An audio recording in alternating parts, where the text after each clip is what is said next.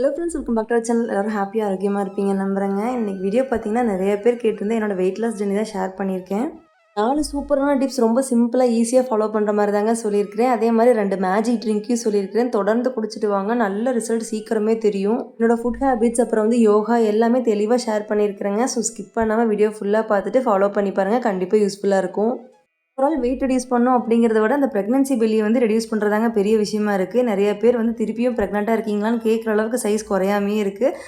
Follow பண்ண சிம்பிளான 4 டிப்ஸை கரெக்டாக ஃபாலோ பண்ணி பாருங்கள், உங்களுக்குமே சீக்கிரமே வந்து ரெடியூஸ் ஆகுங்க. ஃபஸ்ட்டு ஒன்லேருந்து ஃபுட்லேருந்து ஆரம்பிக்கலாம். பார்த்தீங்கன்னா பெருசாக டயட்லாம் எதுவும் ஃபாலோ பண்ணீங்க, ரொம்ப சிம்பிளான டிப்ஸை அந்த வீடியோவில் கொடுத்துருப்பேன். ஸோ ஸ்கிப் பண்ணாமல் தொடர்ந்து பாருங்கள், ரொம்ப யூஸ்ஃபுல்லாக இருக்கும். இது என்னென்னு பார்த்தீங்கன்னா போர்ஷன் கண்ட்ரோல், அதுதாங்க ரொம்ப முக்கியம். நம்ம வந்து மொத்தமாக வந்து சாப்பாடு சாப்பிட்ருக்கோம், அதை அப்படியே டோட்டலாக சேஞ்ச் பண்ணிவிட்டு 2 சப்பாத்தியோ அதை வெறும் ஒரே ஒரு இட்லி ஒரு தோசைன்னு சாப்பிடணும்னு அவசியம் கிடையாதுங்க.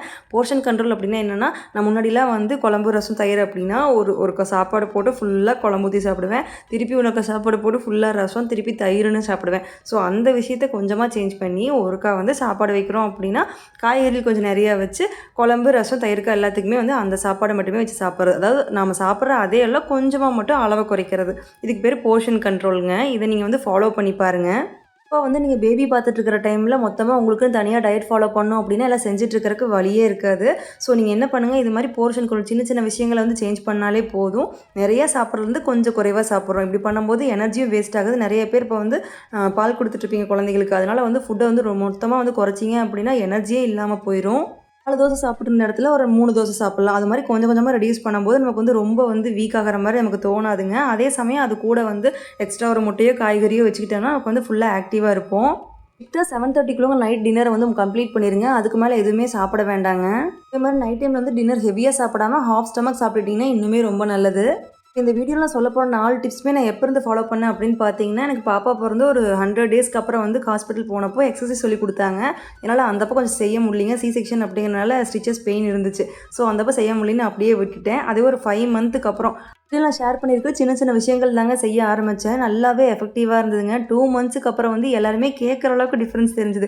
எப்படி அதுக்குள்ளே வெயிட் குறைஞ்ச அப்படின்னு எல்லாருமே கேட்டாங்க. எனக்கு ரொம்பவே ஹாப்பியாக இருந்தது, இன்னுமே மோட்டிவேட்டாக இருந்தது ரெகுலராக இதை செய்யணும் அப்படின்னு. நான் சொன்ன மாதிரி ஃபுட்டில் சேஞ்ச் பண்ணதே அவ்வளோதாங்க. போர்ஷன் கண்ட்ரோல், அதுக்கப்புறம் வந்து நைட் சீக்கிரமே சாப்பிட்றது, அப்புறம் வந்து ஹாஃப் ஸ்டமக் சாப்பிட்றது. அதே மாதிரி வெளியே கம்ப்ளீட்டாக வந்து வாங்கி சாப்பிட்றத வந்து ஸ்டாப் பண்ணிட்டோம். சாப்பிட்றதுக்கு ரொம்ப கிரேவிங்ஸாக இருக்குதுன்னு வெளியே வாங்கி சாப்பிட்றது பார்த்தீங்களா, அதுதாங்க நம்ம பண்ணுற பெரிய தப்பு. அதை தடுத்தாலே போதும், நல்லாவே வந்து வெயிட் ரெடியூஸ் ஆகும்.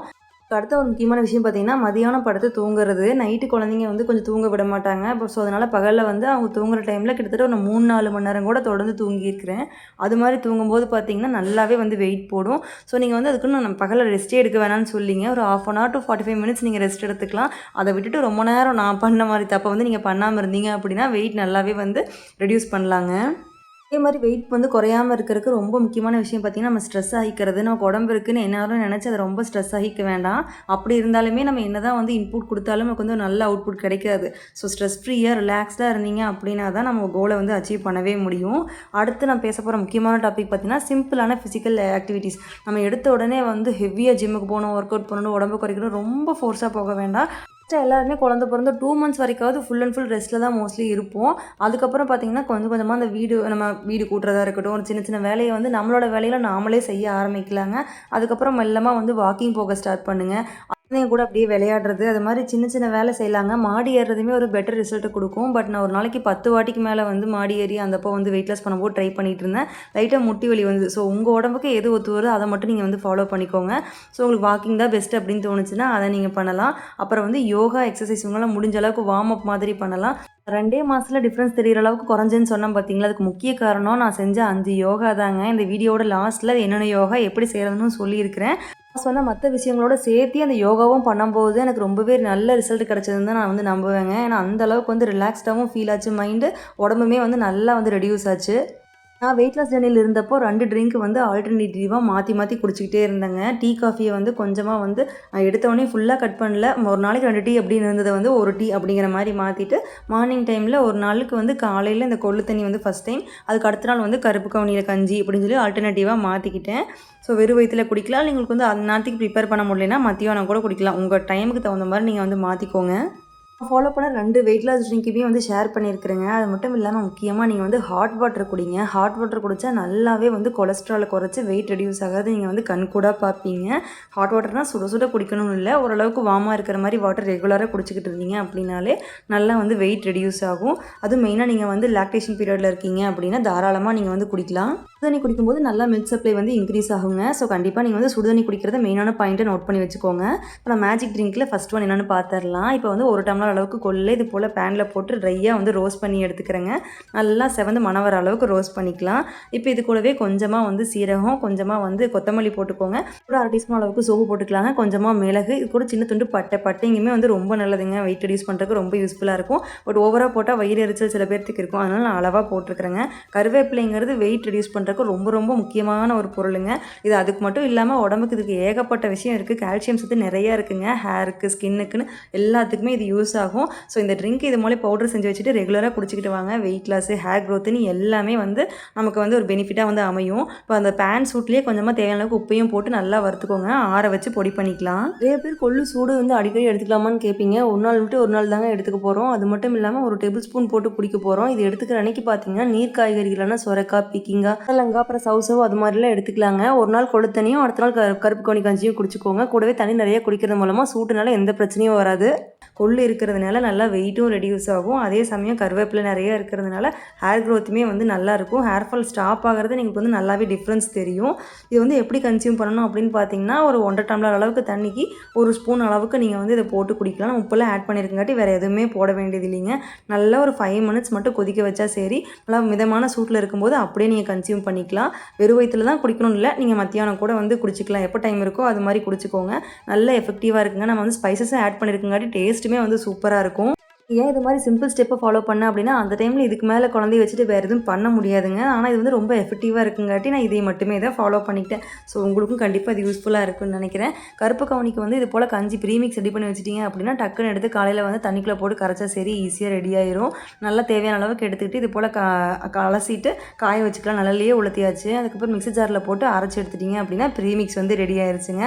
ஒரு பாட்டிலில் போட்டு ஸ்டோர் பண்ணி வச்சுக்கோங்க. கிட்டத்தட்ட 3 மாதம் வரைக்கும் ஸ்டோர் பண்ணிக்கலாம். இது செய்கிறதுமே ரொம்ப சிம்பிள். அதே மாதிரி தான் தண்ணிக்குள்ளே நல்லா இதை போட்டு ஒரு 2 ஸ்பூன் அளவுக்கு வேணுங்கிற அளவுக்கு போட்டுக்கலாம். நல்லா வந்து மிக்ஸ் பண்ணி விட்டுட்டு அடுப்பில் வச்சு மிதமாக வச்சு ஒரு 10 நிமிஷம் வரைக்கும் நல்லா வந்து கொதிக்க விடுங்க. திக்கான கன்சிஸ்டன்சி வந்தோடனே ஆஃப் பண்ணிட்டா சூப்பராக கஞ்சி வந்து ரெடி ஆயிடுச்சு.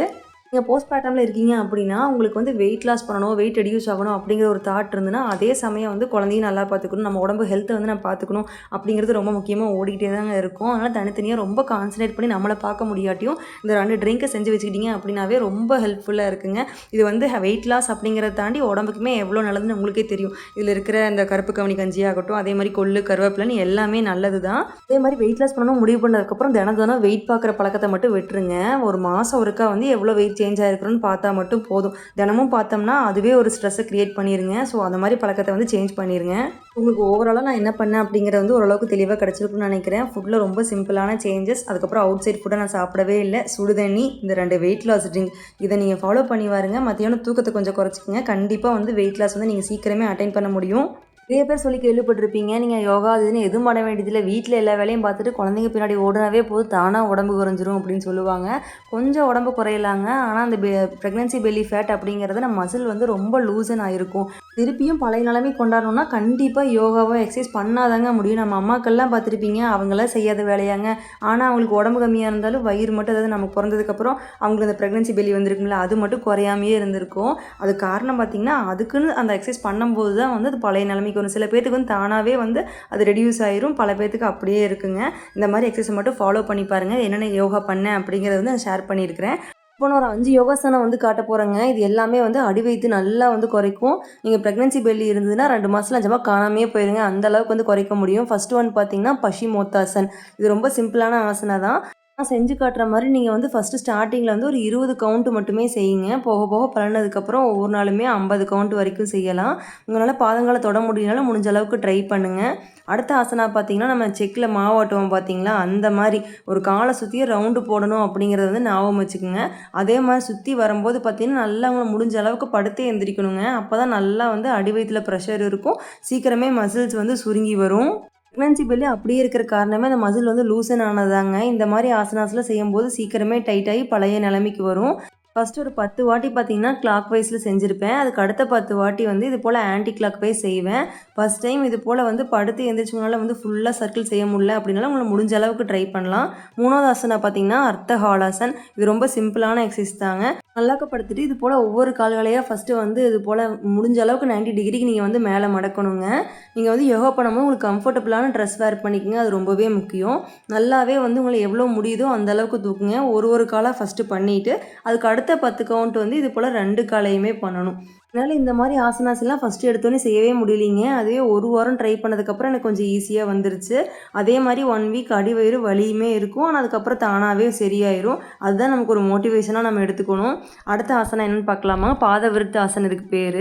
இது என்னென்னா இதே மாதிரி மல்லாக்கப்படுத்திட்டு காலில் வந்து ஒரு ரவுண்டு போடுற மாதிரி நீங்கள் இமேஜின் பண்ணிக்கோங்க.